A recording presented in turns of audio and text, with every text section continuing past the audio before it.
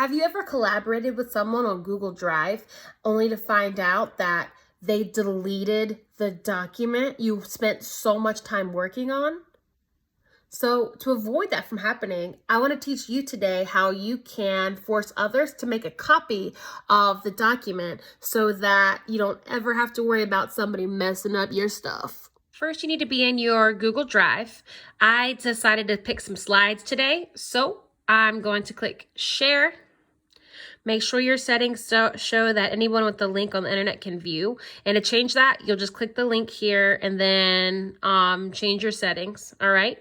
So I'm going to now copy this link, open up a new tab, and paste that baby in. Now, pay special attention right here. You're going to do a tiny bit of coding. Right here it says edit. I'm going to change that to copy. And press enter.